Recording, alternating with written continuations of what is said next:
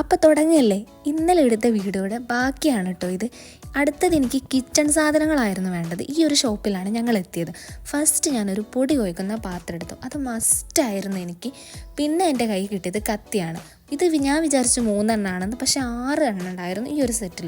അത് കഴിഞ്ഞിട്ട് ചീഞ്ചട്ടി ആയിരുന്നു വേണ്ടത്. ചെറിയൊരു ചീഞ്ചട്ടി എനിക്ക് പറ്റിയത് ഞാൻ എടുത്തു. ഞാൻ ഓരോന്ന് എനിക്ക് വേണ്ടി സാധനങ്ങൾ തിരയാണ് കേട്ടോ.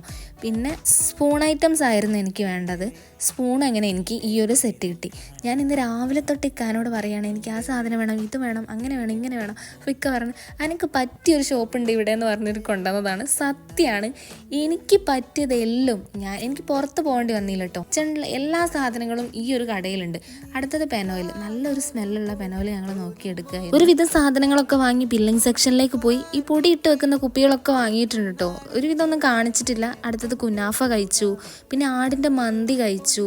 അപ്പോൾ അത്രയേ ഉള്ളൂ. ടാറ്റാ.